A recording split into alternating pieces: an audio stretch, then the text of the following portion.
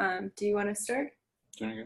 Okay. Yeah, so we'll officially get it started. But for Peter and Marvin, if you guys don't know, this is Jake and Michelle, and they are the parents of Henley and Jagger, who are the retired toddlers. So we'll get Henley and Jagger on the podcast at some point, but for now, it's just Jake and Michelle. Proxies. If we got them on a podcast, you guys would not get a word in. Yeah. And so we met them in Bali, which was really, really cool. They messaged us on Instagram and we got to hang out, and I was instantly amazed because we went to this like raw vegan restaurant, and Jagger's like not even 2 at this point. He's 2 now, and he like slurped down a green smoothie, and I was like, teach me your parenting ways. Like this is, these are my parenting goals. So on top of traveling with children. Yeah. They're fun to travel with because they really like to eat everything, and they do not turn down food. So it's actually like a fun foodie experience even with them. So we're kind of lucky. Yeah, no, that's amazing. And so, yeah, this will be really informal, so you guys can jump in with questions at any point. I think we'll just start with, maybe if you guys can just give like a brief overview, like where you got the idea to travel with the kids and like what inspired you guys to make that move. Yeah, sure. Go for it. Yeah, so we actually sold our house over a year ago now, in Tampa, Florida, and decided to spend the summer up in New England. And then we were going to come back to Florida and buy a bigger house. We were going to upsize. And after spending our first month in New Hampshire in a little hotel suite, we said, we don't need more room. We need more time together. We don't need more space. We just need more time to hang out together. And so from there, we hung out in New England from Maine to Rhode Island for the whole summer. And then... Yeah, we were like in Hawaii, and I was kind of joking around. I was like, man, it'd be fun just to hop over to New Zealand. We were just on like a vacation. We still didn't have a home, but, and we were like, shoot, we never got Jagger a passport. We had gotten Henley one when she was 3 months and never really used it. And, so then as soon as we got back from that trip, we got Jagger a passport, and we were like, let's just keep traveling. All our stuff is already like sold, or the little stuff we have left is in the little storage unit. And that's it. Yeah, they were like, oh, let's take a little 4-month trip. And then now we've been gone for 7 months. So it just keeps spiraling out of control. Now we say indefinitely. I like that.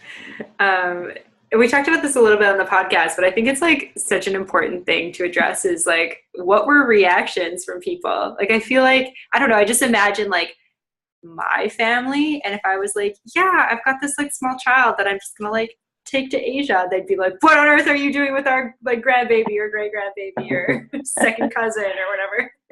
Yeah. No, I mean, we got, I think for the most part, people are pretty used to us doing this kind of, well, not with kids necessarily, but, I think we mentioned it before, but Jake and I have sold everything like a few years before we got married, and just traveled around Central and South America for about 9 months or so. And we've never really had like a typical 9-to-5 job and, where we just take one vacation a year. We've never really had that. So people are already used to like our, not so typical lifestyle, I guess. So it doesn't shock them necessarily. So we didn't get too much pushback. I think nonetheless, people still kind of think you're crazy, kind of judge you, but kind of think it's cool.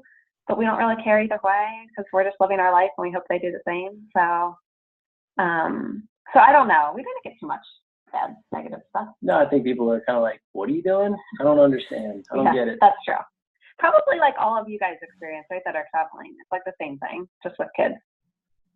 Yeah, I know it's something that's been interesting for us as we've traveled more. I think the first time we were in Southeast Asia, we met a family with a young daughter. Yeah, she's 3. And we were in Laos at an elephant reserve, and they had this little toddler there. And I was like, what on earth? People are bringing like toddlers to Southeast Asia. It kind of blew our mind. But then since then, we've seen like more and more families traveling. And I just feel like it's such a cool experience to go as a family and as a child as well, to have this experience going abroad and being introduced to this like completely different world instead of having to figure that out when you're like 19 or 20, and would completely change the way you think of the world at such a young age. Yeah, no, I mean, absolutely. I think like it's hard to tell what effect it has on them versus if we had not done it, like how much of them are like naturally social and accepting versus how much we've influenced that by traveling. But I think that I don't know. I mean, the kids are really acceptant of everybody. They're super social. I know you guys kind of got a feel for that when we met up in Bali. They love being around people and friends and that sort of thing. So, so I don't know how much I don't know. It's hard to tell, but I would hope that they become more acceptant of people, that they see the world a little differently. Yeah. Bigger, smaller. And so I know when we went to Southeast Asia, we both kind of had to like get geared up, and like we had some anxiety, some worry. And so I imagine taking children there, that comes up. What was the kind of internal dialogue like when you guys were making the decision to go to Southeast Asia? Yeah, I really wanted to go there. I really want to explore more of Southeast Asia because I love going places that are so different that they just feel fun and unique to explore. Jake was a little bit more hesitant, but we just kind of decided to go for it. I planned that whole first part of our trip, so I planned the whole Southeast Asia part, and then after that, Jake planned all the Europe part. But yeah, we just kind of at some point it became like, why not? not? Let's look at a map and where do you want to go? That's exactly it. Yeah, true. Yeah, I'd love to hear about like the transitions from like how you started to how you ended, and like specifically around, I feel like there's a lot of like, this happens kind of naturally when you travel, is like you go to a place and you're really worried about getting sick, and so you don't like touch a single vegetable, or you like are super cautious about washing your hands, and then by the end you're like, yeah, sure, I'll like eat that off the floor, and like, oh, hand washing, nobody does that here. Can you talk about like that transition with children, and if that happened? No, yeah, I mean, that for us was for example, like car seats was a big one for me. Like I had Henley in a 5-point mommy proper harness. Nobody was to drive her except me. And I she's always put in right. I always, if somebody else buckled her in, I double checked it. And then with Jagger, I have him like flying freely in the back of a tuk-tuk, bouncing a foot up in the air every time we hit a bump. And if we can get a car seat, we'll take it. But if we can't, then we just kind of go with it and we do the best that we can. And with food, kind of the same. I mean, like I've always been like with him, some of it's just first child syndrome, right? Like with Henley, I made sure her hands were always like washed and, blah, blah, blah. And with Jagger, I'm like, how dirty is it? Is it passable? Even the other day, I said, Henley, we were with a bunch of friends up in New Hampshire. And I said, Henley, where are you going? Come on, let's just come eat by the fire. And she said, well, I have to go wash my hands. And I was like, really? I mean, that's okay. You don't have to. I'm sure. Just like brush them off. It's fine. She was just playing in dirt. Like I'm more worried about if she's playing with like other kids or stuff that like I'd like her to wash her hands. But and she's like, no, mommy, I'm gonna go wash my hands. And my friend was just like, seriously, this conversation is so backwards. I don't understand this conversation. Like your child is telling you she wants to wash her hands, and you're telling her she doesn't have to. So yeah, it's gotten a little bit like, I don't know, lackadaisical or lazy. I don't know which one. Yeah, let Henley raise Jagger. Okay. Yeah, I like all of your online conversations between Henley and Jagger. I'm like, Henley like totally thinks that she's his mom. Oh, I know. Sometimes we have to remind her that she is not, for sure. But they're both such good travelers that it makes it easy. Some part of it too is, after the kids have been on, I mean, they've been on dozens and dozens of flights now, that it just is normal. So when people are freaking out about, we have a 3-hour flight with our kids and they're bringing 1,000 toys along with them, I've been there and I've been that person for sure. But now we're like, it's less than, 6 hours, 7 hours. Did we bring a toy? I don't know. It doesn't matter. They have an in-flight magazine. That should work. Our mindsets are totally different now. Our 2-year-old can entertain himself with the safety card. It's fine. And Life vest is under the manage quite seat. well. That's so funny. Do you guys have any questions, Peter or Marvin? You want to ask Jake and Michelle? Well, if you guys want to jump in at any point, feel free. But I guess I've been listening. I apologize if this was brought up, but so I heard the part about you sold your house and the 4-month trip has now become 7 months, and it could be for a long time. Are you guys independently wealthy, or are you guys working as you're going, or? Good question. We're not wealthy. We're just trust fund babies. No, we're not at all. Okay. Last summer, Jake had been, we do work some side gigs, I'll say, but last summer when we were up in New England, we had decided Jake would take 3 months off of work. We have our own business. It's a consulting business, and we just take on one client at a time. And at that time, we had our client, and we had given them we actually gave them a month's notice, and they asked us to stay on 1 month longer, and we did. Jake did. And then that was it. The contract, we canceled the contract, and we decided we were going to take off, and he's still not working. But that's because we had a lot of money saved. We had sold our house. We had that money saved. And we do both of us pick up like some side stuff here and there. So we do try to bring in money. So it's a little bit of money management and finding other ways to make money while we can travel. Yeah, before we had kids, we actually had been traveling while working. We kind of learned the ways of picking up gigs as we go. So that was a few years before we had kids. So that really prepared us, I think, for this kind of fearlessness of it's okay to leave our jobs and take off. No big deal about, not having something planned coming in. Yeah, that's true. That's right. And what industry allows you to work remotely that you guys are in? So I am a consultant, so I generally consult on the Salesforce.com platform. Okay. So it's a pretty wide range of clientele across the world, so a lot of different projects can pick up wherever we go. Okay. Yeah, but Jake's he's doing pretty minimal of that right now. There's definitely contracts where you need to fly there, once a couple days a week to a couple days a month. It just kind of depends on the contract. And clearly while we're traveling, that's not going to happen. So we've kind of cut back on that and not been doing as much of that. But we still do, like Jake builds some apps sometimes and puts them out there, and we make a little bit of money here and there on that. I do some consulting, like I take up a side gig doing consulting. So I work every day almost, most days a week, maybe 5 days a week when the kids nap.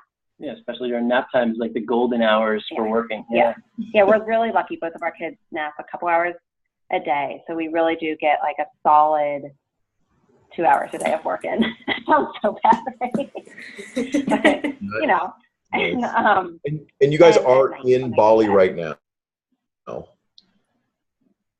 No, right now we are in Martha's Vineyard, Massachusetts. Yeah. Oh. They were in Bali when we were in Bali, which was in January and February. And then we stayed in Asia and they went to Europe. And then they just got back, you guys are pretty fresh back into the US. Yeah, just a couple days ago. We just got back last Thursday. Yeah. And how long do you plan to stay in the US and travel until you travel again? We'll be here till August 12th in the US. In the US, but we'll travel around the US until August 12th. And then where? Then we're going to do some Caribbean hopping. Yeah, we have St. Croix, St. Thomas, Puerto Rico, Barbados, and Grand Cayman for 3 months. Then, So, because my goal is to be leaving the country next year. Oh, cool. And the big question I have too is health insurance. That's it. I What do mean, you I would do? actually love to hear everybody's take on what health insurance they use. I mean, for us, I looked into this so in depth. We ended up going with World Nomads, so that's the short answer. And the long answer is, and I guess this probably varies too, at where you're in Vegas, is that right? Mhm. Yeah. So I guess it varies by country, but you know, we also have kids that we have to worry about, so we have to be a little bit more diligent. Healthcare costs us an arm and a leg. It is a mortgage payment, a down payment on a home basically every year for us because we have our own business. And I would love to figure out a way to get out of paying so much money. But the fact is we just kind of suck it up and pay it. So we have our health insurance in the US. And then we have World Nomads as kind of like a supplemental should something happen abroad that'll take care of it because we have such a high deductible in the US. Yeah, and then in the U.S., you know, it really varies state by state what kind of coverage you can get, et cetera. We do own a small business, and that's where we funnel all of our revenue into. And so that gives us the flexibility to be able to take off like this and keep our benefits package, which I think has been a really great way to set it up. But at the same time, the adverse effect of that is it's very costly to have a small business health insurance plan. Yeah. No, thanks for sharing that. Yeah, I use World Nomads when I travel internationally, but it's been so far the biggest one. I watched a lot of freelancers on YouTube. They often suggest it as the long-term solution. Yeah. So if you do World Nomads, will you keep your U.S. health insurance? It's a good question. I don't know because I'm employed, so Okay. it depends on how much it is ultimately, and then you know obviously health insurance in America is always changing. So I don't know what will be what options Right. I'll have in the next 6 months. There won't be any health insurance a year from now. It won't be a concern. So. Right. Exactly. So will you quit your job when you go? Oh yeah. My goal is to be able to not have to work for a year in Asia. I would say Asia is probably the goal, specifically probably Ho Chi Minh City in Saigon in Vietnam. It's a debate on. I'm in real estate here, so it's a debate on. It depends on how the market is. The market's been pretty strong in Las Vegas because we took such a hit 8 years ago. So if it's a big year, then I can not have to work. But the alternative, which I'm open to, is to teach English as well. That would be the alternative. But that would maintain my savings, and I would just live off, working and teaching there. But I've been to Bali. I was in the Philippines this year and I actually met someone from Europe. So it's been an expensive dating process, but he's planning to join me.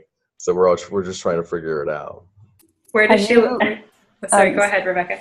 Have you considered work exchange as a possible alternative to teaching? Because that would mean shorter commitments to specific places if you were interested in traveling more, and maybe less work hours, and cost of living would be lowered, and you'd be working maybe like 4 or 5 hours a day at most in most places, and you could just stay like a week or 2 weeks or whatever and then move on to the next place.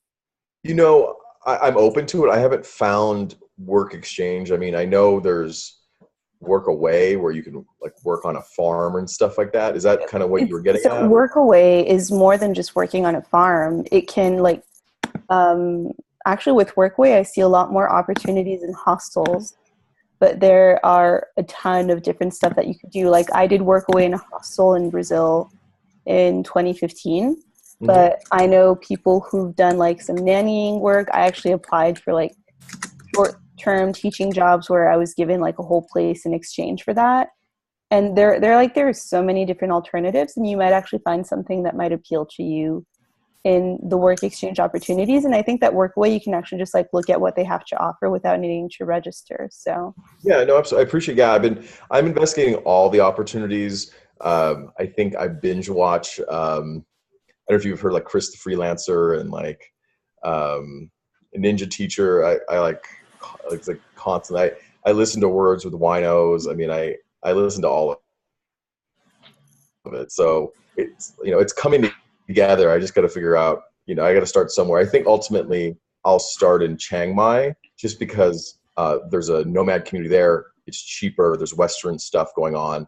My goal is to probably travel a little bit before I head into Vietnam. Awesome. Yeah. And one thing that we've heard really interesting, listening to podcasts like The World Wanderers and others, is that a lot of people just ask their employer if they could work remotely in some different capacity. And even if it's, you know, doing due diligence at a real estate office, something like that, you know, it's possible. I mean, sometimes if you just ask the question, maybe there's a space to be filled working your current employer, but working remotely, limited time, you know? I appreciate that. I've asked, I would say real estate is always local, but lending isn't. And so I was talking to a lot of lenders, and where I could be in Asia when it's daytime there, but nighttime here, and then collect the people that want loans that are like, I don't know, night owls, or people that, you know, they're awake at night and they just want to talk to a lender. So I've definitely investigated that to see if that's an opportunity. Yeah, cool idea. Yeah. So I'm curious for Jake and Michelle, what are some of the biggest things you learned about traveling with kids over the course of your first 7 months traveling? For me, I'd say like learn that, number one, you don't need as much with you as much as you need to kind of prepare for the different places you're going. Like, we don't necessarily need to bring the entire kitchen sink with us. We can bring very minimal things and just blend into the culture and the experiences and the community more. So I think that's been a big lesson for us, is even though we feel like we packed really lightly, we could definitely do away with a lot more of our stuff. Yeah, and part of it was a little hard. I mean, we went from the equator up to the top, like the Arctic, deep into the Arctic Circle, up in the Norwegian fjords. And so you're talking about drastic changes in weather and everything in between. And so part of that's hard. In the Caribbean, I imagine it'll be quite different. But even toys, I mean, we brought a small bag of toys, very small, you know. And since then, like, we've just been like pitching things, you know, so that you find things. My friends laughed the other day because we were in a hotel room and they had those like pads of paper, you know, those like 3-sheet pads of paper and a pen. And my kids have no crayons right now and no coloring books or anything. And so we had some car seats delivered there. So we had them in the US. And so they were just playing in these boxes, making forts. And they were really sad to leave the boxes. And I was like, well, here, I got you some coloring stuff. And I gave them that pad of paper and a pen. And they're delighted. It solved an entire car ride worth of activity for 4 hours. So, you know, sometimes they can get creative. The other thing, too, though, that I think is really important for us is giving each other breaks. You know, parenting is not easy. And to stay sane and to stay a good parent, you have to like give yourself breaks. And in that environment, we are always with our kids, and we're constantly doing these fun activities, but it's tiring. We're all tired at times, and we don't have babysitters. We don't have our parents to swoop in and help. We don't have friends to kind of take over. So we're with our kids and each other a lot, which you know, and just to take breaks, give each other breaks, and find times where like Jake gets up with the kids every other morning. I get to sleep in or do work or do yoga or do whatever I feel like, has really helped. And that kind of took some getting used to and figuring out where our sweet spot was. I think that took a lot of pressure off, just having the ability to have that flexibility, that freedom where we don't feel like we're on the clock 24/7. Awesome. Yeah. And then sorry, go ahead. I was just say the other big thing that we realized that was big for me was just that, and even just as a couple traveling or a solo traveler, is that a lot of times when you go to a new place, a foreign world, you really have your guard up so much that you forget to really just sit down and absorb the local culture. And I think especially as parents with little kids, we were very protective and cautious of them. So being able to let our guard down a bit and really let the kids experience that world around them, that really opened up a lot of these travel experiences to us. So even though you always have to be, on your guard, certainly to be able to, talk to strangers everywhere you go and have those actual experiences really helped a lot. Yeah, that's amazing. I was just going to comment on kind of like all the things that you said, because it's cool that we've like met Henley and Jager and seen them like had these experiences with them. Like just thinking about being at your place and like them not having toys, but like totally entertaining themselves with grasshoppers and sticks. And it's like they didn't need toys. They were having the time of their life. That was really cool to see, because I feel like society is very much like, oh, you need to give your kids all these fancy new toys and you need to do all these things to make sure that they like learn. And I think that you can really learn a lot from experiencing the world around you and interacting with other cultures and just like being able to play in nature and, find bugs and crawl in the dirt. Like there's nothing wrong with that. Right. No, I mean, I totally agree. And I don't like, as a mother, when we did have a house in Tampa and Jake was traveling a lot, at first we had like very minimal toys. We didn't want that many toys, but as Henley got a little bit older, 2 or so, and, I saw that she was having so much fun playing on this slide, and I was like, a slide, perfect. I go down Amazon, I order it, and I don't care because it's going to give me 30-minute break every day for her to go down the slide. And I don't care how much junk it is. I don't care. And then all of a sudden you have like all this crap in your house and you're just like, what am I doing? And so it's fun to be away from all that. Just like, with kids or without kids, it's like you get away from I'll call it the 9-to-5 life, but whatever you want to call it, the kind of rat racy type of experience. And all of a sudden all that stuff doesn't matter. And you realize how, like you said, dirt and sticks and grasshoppers and water and whatever. That also applies to adults too. It's yeah. like you don't need your 7 tablets and computers and big screen TV. Once you're traveling, your whole world is in your luggage. And you realize how silly some of that stuff is all of a sudden. You're like, really? I needed that? Yeah, that's actually a good point that you brought up. I feel like I've thought about it like so much as an adult, but then I've also thought about like I saw it so clearly with your kids and talked to you guys about it. But it is kind of like the exact same thing. It's like we think we need this like big fancy TV with like high definition and every single channel that's possible so that we can watch anything whenever we want.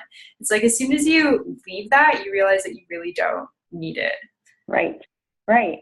Even like silly stuff like good clothes and makeup and curling irons and hair stuff for the women out there. I haven't blow dried my hair since like January or something. 2016. Makeup, I guess I put it on like once a week, but it's just like, it's all of a sudden, it's just like what we're experiencing is so much more powerful that like all that stuff just kind of goes away. Not that it won't be important in the future or whatnot, but just while you're experiencing things, that experience seems to overtake everything else, I guess. Yeah. So you mentioned a little bit earlier that the kids are getting used to flying, and that's how to travel. What are the biggest changes you've seen with them as far as their experience goes moving from place to place? And let me know if you want some more clarification about that question. I'd say one thing is just they get comfortable in a place very quickly now. Before there was more of an adjustment period where it would take a couple of days for them to get into their rhythm in a new location, a new rental, a new hotel, whatever it was. And now it's like, all you have to do is walk in the door, tell me where my place is, tell me what I can play with, and I'm living here now. Yeah, they do. But they still get just as excited if we're just like, okay, in a couple of days, we're going to be taking an airplane ride or a boat ride or a train ride. They get just as excited every single time. And they understand what travel day means. Travel day means like, it's going to be long, we're going to be tired, but be on your best behavior. We're all going to have fun. They still get excited to walk in a new place. And it's kind of sad to say goodbye to a place, but it's so much more exciting that like the next place that we're going anticipation of the next place, that they really, every time we leave a place, they say, you know, bye-bye Ireland, we'll miss you, Port McGee, bye-bye Cottage. And then we drive off and we talk about the new place that we're going. And you totally forget about that. And they totally forget about it. It's just like a fleeting moment. We're like, well, okay, but that experience was ingrained in you. But they walk into a place and they're just, hide and seek is a big one. It's like, where can we play hide and seek as quickly as possible? So yeah, I mean, they adjust pretty quickly. I don't know if it's just like we're lucky with these kids or they've just done it so much. And we're also we also enjoy it. So like our excitement probably rolls over to them. Yeah. Yeah. I was going to say, or as you said that, it was making me think about like our own experiences traveling long term. Like, I feel like it's kind of the same with adults. And so many people have said to me like, oh, I can't believe you've traveled for that long, or like you bump around that much. And I'm like, you kind of just get used to it. Like, it's not like it's just something that's in me. Like, I don't have some superpower. I just like, you know, I'm a human being. I just adjust to things. And so I think it's the same thing with adults. Like, you kind of get in this flow of like, okay, I know when I arrive at a new place, like, you know, how I'm going to organize my stuff, where I'm going to put my things, and then the things that you can get excited about in a new place. Yeah, we had a moment when we got back to Canada and we had found a new person through a local Facebook group in Canmore to rent a place from, and he gave us, like, we sent him some money on the internet, and he's just like, oh yeah, there's a key like tucked by the door. And so we like came in the house, you know, immediately we're at home because we'd been on, you know, moving through Airbnbs in Asia for so long. And then we're kind of looking at each other like, is it weird that we're just like sleeping in this person's home that we like connected with on Facebook? Are we like, have we gotten too comfortable? We're like on his couch. I'm like in my pajamas. It's been like 10 minutes. And I'm like, is it weird that I like feel like I've lived here my whole life? That's awesome. I wondered what he's got in the fridge. Yeah, no, but it's true. I mean, you know, to each their own, but I think most of the time when people make comments like, I don't know how you do it, or yeah, I wish I was that lucky or something. I think we may have talked about this before, but I hate that. I wish I was that lucky comment, 'cause I'm like, I'm not that lucky. Like, we've set up our life so that we can get to where we are and do the things, and you know, we're willing to like go for it. But also that that like people can also get stuck in that like 9 to 5 or their life or their routine, and I can just as easily say like, gosh, I don't know how you do it, you know, because to me now I'm not ready. That's when I know I'm not ready to like settle down, because I just can't imagine that right now. Yeah, I think a lot of it's like, you know, 90% organized, prepared, building up your own lifestyle how you want it, and then 10% lucky, sure, to be able to be, you know, blessed with healthy kids and all that. Sure, so, absolutely. So certainly, that is true. But definitely, you set your own destiny in a lot of ways. So. Yeah, absolutely. Yeah, definitely. As an aside, just speaking of healthy kids, there's a family on Facebook called Travel with Bender, if you've heard of them. Their son has Down syndrome, and they are nomads. They travel full-time with a son with Down syndrome. Wow. Talk about like no excuses and just going for it. See, I think that's super inspiring. What is their name? Travel with Bender. Travel with Bender. Okay. Is it just like it sounds? Like if I type in Bender. Like that? I believe. Yep. Okay. Cool. Oh, cool. Okay, perfect. Yeah. Do they have like a YouTube channel, or are they just like Facebook page? I think it's just a Facebook. Maybe they have a blog. Okay. I don't keep track of the updates a lot because I have so many different pages on Facebook, so my feed is a little bit overfull. But every once in a while they'll pop up and I'll see pictures of the kids in a different place. I've never heard of the Bucket List family. Has anyone else? Yeah, yes, absolutely. I've heard of the Bucket List family. They have a huge following. They are like doing social media like a full-time job. He like sold an app to Snapchat. Yeah, I mean, but that didn't even fund their trip. No, I mean, I think the Bucket List Summit is a great example of another travel family that is so inspiring. I mean, when you start traveling and running into families randomly and stuff, it's amazing to see the whole community worldwide of all the people traveling with kids. Yeah. It's really inspiring to see all these different stories, and I think it's encouraging, and it kind of keeps your momentum up to see, how far you can take it. Just like this kind of stuff. I mean, it's they got sponsored by GoPro. I thought that they might have just got sponsored by them. I saw a lot of their GoPro stuff recently. I haven't followed them quite as closely as I used to traveling, but that's interesting. They have a massive following. I just looked them up on Instagram. Oh yeah, they have a massive following. Yeah, they create great content, great videos and stuff. They really, I mean, they put all their effort into this and do it right. But there are, we thought, when you look around, you tell people, like your opening question was like, what do people think when you're taking your kids and traveling? We haven't really known anybody to do it, like any close friends or anybody that I know of in even outer circles. But man, the world out there are hundreds and thousands of families. So it's been fun. We've actually met up with people along the way. There are groups with families and Facebook groups and stuff of people doing exactly what we're doing with kids.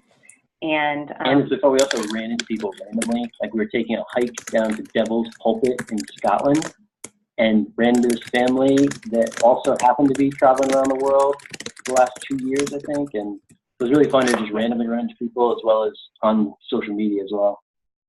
What is Go Curry Cracker? It's their names are Jeremy and Winnie. He's American, she's Taiwanese. They're based out of Taipei, but they travel. They weren't there when we were there, and they did a retire early. They worked for 10 years, full on, invested a ton, and then have retired early. And so now they have, I guess their kid must be almost two now. Yeah, He was just about one when we interviewed him, and he was just talking about how, I'm retired and I get to watch my kid grow up now, and I get to see all these moments that it's not a babysitter or my wife being oh yeah, he said his first word. It's I'm there constantly. So and it's interesting because they retired and their blog is doing so well that they make a full-time income off their blog now. Back to work. That's awesome. I mean, I think I love hearing stories like that. I think there's a lot of money to be made, and we've kind of talked about this before, travel, not just travel blogging, but finding kind of your niche, whether it's Instagram or Facebook or videos or whatnot. We thought about kind of going that route, and we have to some extent. We've made ourselves public, and we've talked about it a little bit, but we started at just asking for media discounts with zero following basically, and are surprised that people, we've gotten a lot of no's, but that's one of those things, that's kind of a life lesson to not worry about people saying no to you, and just keep moving forward. And we've gotten quite a few media discounts on stuff. We got media passes all around Scotland. We got a great cruise in the Norwegian fjords.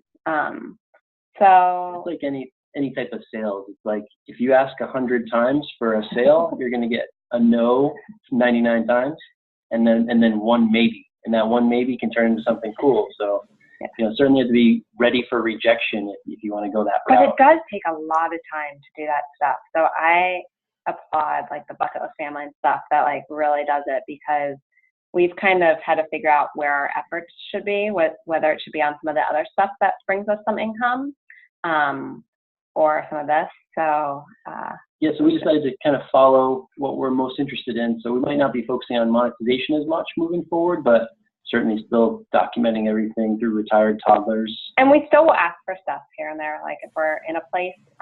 What started to happen though is we started to feel like we were going to travel somewhere based on what they were going to give us, and it just didn't feel as, I won't say authentic, because I'm certainly willing, if somebody wants to offer me a safari, I'll go tomorrow. But but it's just it wasn't really meshing with what we wanted to do. And so we were well, why would we take this when we can just make money doing something else and go where we want, kind of thing. And so I don't know. We haven't really figured out if we want to. Yeah, I think we've always kind of followed our passions, what we're most interested in, and that's a funny Salesforce comment about working in real estate. Yeah, So whatever we've really enjoyed most working, as long as there's kind of a money trail to it, we've gone down that path. So that's really what we're most interested in, is sticking to what we have a deep interest in for work, and then also experiencing travel as we go. Yeah, I think that that's cool. That's like, I mean, that's something that we've been kind of figuring out as we go with our podcast and our blog as well. But it's also interesting to think about how, you know, you guys are doing this so that you can have the time with your family and like have this experience with your children. And I think it's easy to get caught up in like, oh, you know, we want to like monetize the YouTube channel or monetize the blog. And then it's like, it's easy to kind of like drift away from what the initial intention was, where it's like, oh, it wasn't about like making money off of like, you know, the kids doing adorable stuff. It's about like making cool videos for them to see when they're teenagers, to be like, whoa, we did that? Like, that's cool. Yeah, totally. I mean, honestly, that's exactly what kind of happened. Is all of a sudden I was like, oh my gosh, I have to put out another video. And then I just took a step back and was like, I don't need to do it as quickly. Like, I don't need to get it done right away. I'm doing this because I really don't want 530-second clips of my kids. I want like it into something that we can look back on. And so as we just like keep doing it for us and keep documenting for ourselves, I think that works best for us, just because even the stuff that we were getting, we started to just put it up against like what we, like I kind of mentioned, like what we could be making doing other stuff, and realizing that we'd rather kind of just make money doing other stuff and then continue to travel where and how we want. But I will say you're wrong about one thing though. The only reason you have kids is so they can make money for you. Isn't that It's like a pet. That's what you do. Just No, we do get people asking about like getting agents for Henley and stuff. And I know Henley, and my daughter's name is Henley. Henley's and very she's animated. like, she's really, really cute. She's super cute, but I'm partial. But she is like 4 going on, I don't know, 14. And she talks like an adult, and she's super dramatic and animated. And so I have a feeling her path is down that road of drama and TV and stuff like that. And I'm just like, I don't know. I want to keep you by my side forever and not get you into that world. But so yeah, that's kind of going off the bat. Whatever she wants to do.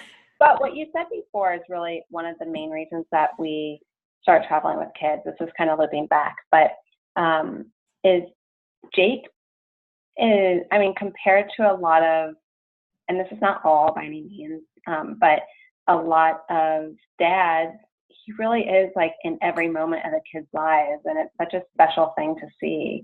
And that it's me and Jake every night putting the kids to bed. I mean, sometimes we take turns, but it's like us doing everything together. We eat breakfast, lunch, and dinner as a family. We go on a big adventure, either at the morning or the afternoon together as a family, and experience something new and different and cool every day.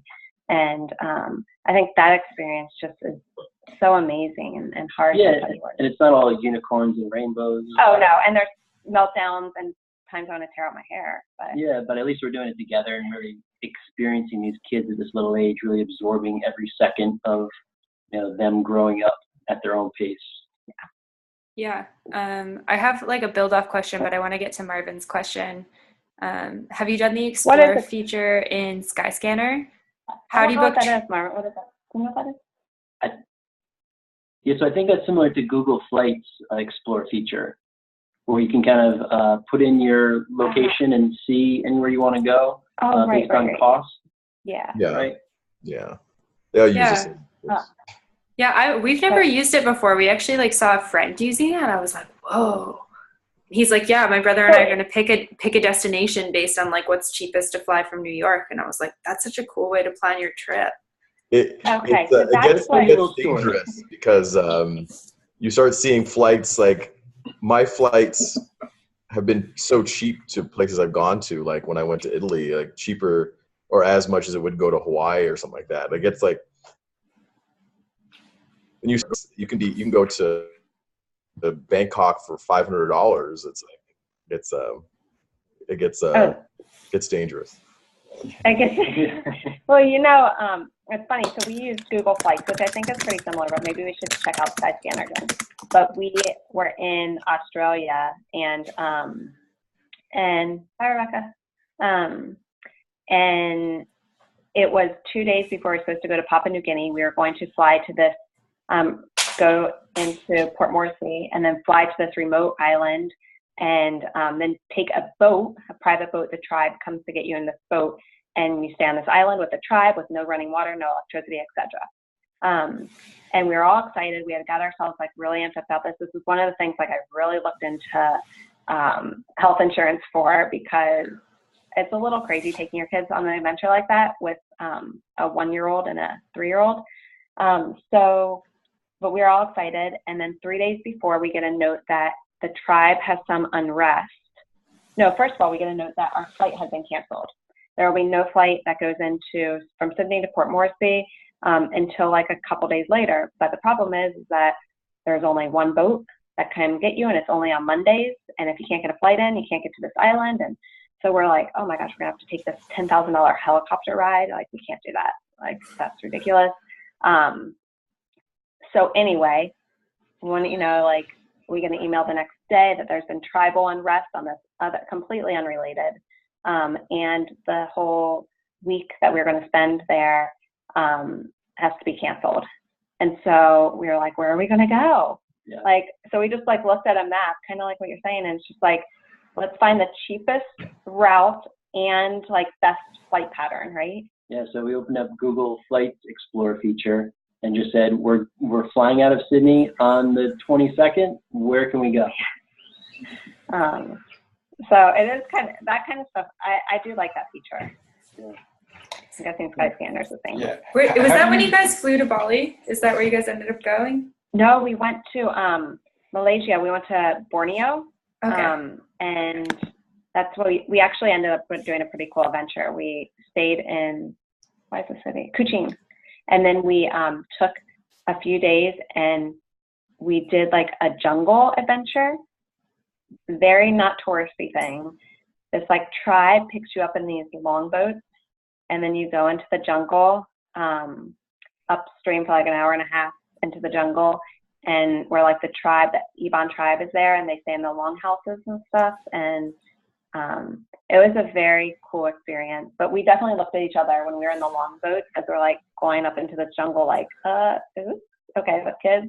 It was nice knowing that's what we were thinking. But it was fun. Yeah. How do you So guys? that's what we ended up getting. So it's perfect. Yeah. How do you guys plan, or I guess how did you guys decide you wanted to go to the Caribbean, and how are you guys kind of planning your future travels? Yeah, so we had about 3 months. We knew we wanted to be back in the U.S. for the holidays. And so we were thinking, let's go back to Asia and head to some places that, are still on our list there. Like Myanmar, after we heard you guys talk about Myanmar, and Laos, Vietnam, we really wanted to. Yeah, and then so once we timed out how long we wanted to spend there, we realized 3 months wasn't enough time. So we decided to hit somewhere a little closer to home so that we didn't end up flying all the way to Asia and back again for the holidays, which would have really added up quickly. Caribbean, we really haven't explored before, and the fall is the fall's pretty off-season time to go. So you get some good rates, and I think the fall gets really pretty moderate there, so it's not too hot. And then combine that with, we had a bunch of points for Southwest and JetBlue, so being able to fly there with very little cost made a big difference. So it's a combination of factors, but also I think at the heart of it always is, where have we not gone that we really want to check off our list? Yeah, that's awesome. So do you guys think like in the future, and obviously you'll do this until you feel like it's not right for the kids, or it's not right for you guys, or it's not working as a family, but do you guys think like you'll kind of do like summers back home, Christmas back home, and kind of travel in between that? Yeah, most likely. I mean, we really do love summer, and being in New England right now, I mean, summers in New England are just gorgeous, and it's a nice way. A lot of family gets together. So I'm from Cincinnati, so we'll always hit Cincinnati for the holidays. It's not negotiable as far as I'm concerned. Nobody's telling me that, but but yeah, I think what our plan is for early next year, tentatively, is that we'll try to spend 3 months or about 6. We're going to spend 6 months total at least.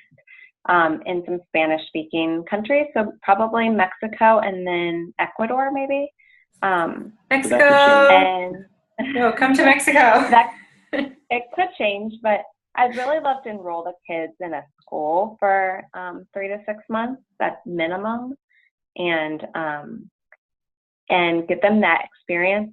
So I feel like I'm kind of giving them some school, but giving them another language and another culture, really. So yeah, and that combined with giving them, because we're on the move so much, giving them certain traditions throughout the year, like to always be in Cincinnati for the Christmas time, to always spend some time in New England in the summertime, to build into our life some things that are familiar to them year after year, so that they have some traditions, even though we're kind of nomadic. Yeah, I really like that idea. Marvin asked if you guys are in an Airbnb in Martha's Vineyard. No, we're not. Actually, Jake's mother and her boyfriend of like 15 years, he has a house here that his family has had, and his mother has passed away, and he has now. So long story short, we are staying with them for this week and being able to spend some time with them. And then which is awesome, because it's also the first week we've not had to pay for a place. Yes, and Martha's Vineyard is expensive, and it's hard to find a place. We tried. We usually stay in Rhode Island, and it's expensive in the summer. So that's what we really would have liked to do, Rhode Island, for all of August. But it's just a ridiculous price to pay, and especially when now we can any celebrities. I haven't seen any yet. Have you? Not yet, but they're about yeah.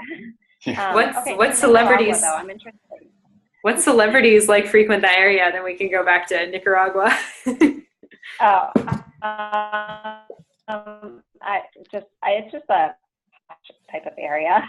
Yeah, so a lot of people jet up here from New York on the weekends and things like that. Yeah, it's like a summer home. So you see like everybody, I mean, I'm still like amazed, because every home is, millions and millions of dollars worth. And it's just, people spend 1 month a year out there, and they don't rent it the rest of the year. And it's just crazy. It's just crazy. It's a crazy amount of money, a new scale than like we're familiar with. Really. P. Diddy. Yeah, that's crazy. Out here. The Kennedys, yeah.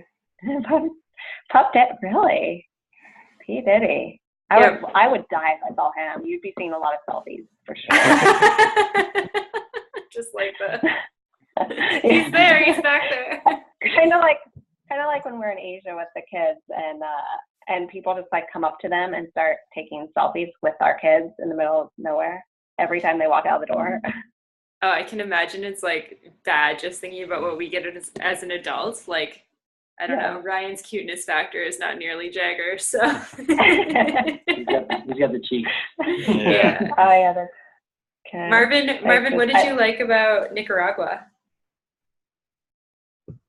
Oh, just when she was talking about a Spanish-speaking place, Nicaragua is like considered like Costa Rica, but at half the price.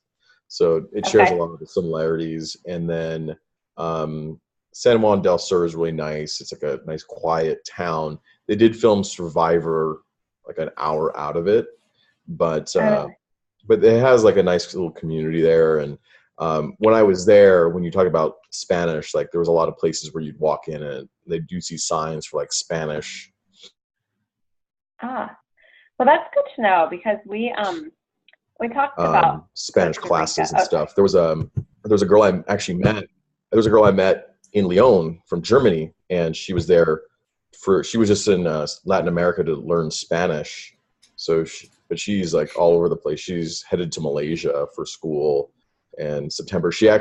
I met her there, and I think this is the great part about traveling. I met her there, just like you guys. I met her there at a bar with some friends, and then 18 months later, which was 2 months ago, she joined us in Iceland. Yeah, so I hadn't seen her, and we met for maybe 6 hours, but that was enough for her to feel comfortable enough to join myself and my friends. So that's awesome. I think that's great. I think that's like one of the things I just love about the travel community is it's just like, one, it's inspiring, and it's hard for me to like find people like-minded that are inspiring in that sense sometimes. And I think it's like fun that when you do meet up, like us with families now, but I've had that experience like you're talking about too when we've traveled solo and together, is just like the ease of just kind of like making it work together and finding friends and going off and having these experiences with new people, but you kind of feel like you've known them forever. Yeah, and I think that one thing that generally you have in common with other travelers is they tend to be very accepting people, accepting of new cultures, other people, other religions, all wanting to make friends. And yeah, so you do kind of form those connections really quickly a lot of times. Yeah, absolutely. Yeah, definitely. Peter and Marvin, do either of you have any questions before we wrap this up? No. All right. Jake and Michelle, thank you so much for coming on. Yeah, I mean, we could ask you guys questions like all day, all night, but be mindful of your time. No, absolutely. No, thanks. This was fun. I appreciate everybody else's comments and insight too. I think it's always fun learning from each other and seeing where everybody else goes and what tools they use and how they make it work. I think that's really cool to see. And I can tell that Amanda's ready to jump off because Amazon Prime Day still has like an hour and a half left, so time to get back is to it shopping. Prime Day today? Yeah, I keep getting emails about it, but I don't have Amazon Prime. So Amazon Prime in Canada is actually like really disappointing. They like still sell it, but you can't get like 2-day shipping. You can't get 1-day shipping. You can't get same-day shipping for sure. It's like 2 days. There's like no programs on the television side of Amazon here. It's just basically like you just give Amazon money, and then they're like, "Oh, thank you." Yeah. So you guys are funding it for the rest of us. Oh no, yeah, we just don't do Prime. Yeah, I keep getting emails with it though because I have like an Amazon affiliate account, so it's like it's Prime Day. It's been gearing me up for like 4 days, and I'm like, "F you, Amazon." Get out of my face. Yeah. There's a lot of perks about the U.S. and I think it's like we kind of knew about them, but then we went down there and spent time there, and then we like really knew about them, and then we came back to Canada and we're like, oh.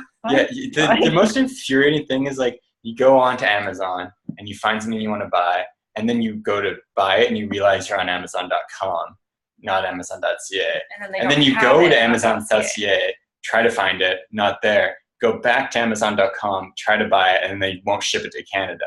And then you're just like, oh. That's frustrating. throwing things in your kitchen. It's tough. It's tough up here. Send help. Send help. When you see us in the Caribbean with those new cool snorkel masks, you'll know where they came from. Prime Day. Yeah. You guys are gonna have all like the latest stuff, and we're gonna just be up here with nothing. Yeah, although there is Chipotle in Toronto, though, so we've been stocking up. We've been in Toronto for like, I don't know, maybe 30 hours now, and we've had Chipotle twice. Chipotle's maybe like the one like kind of fast food chain I really actually enjoy. Oh, I love it. Yeah.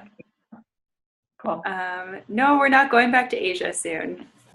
We are going to be in Canada till the end of September, like maybe beginning of October, Canada and the US. And then we're thinking Mexico, which is why I was like, come to Mexico, Jake and Michelle.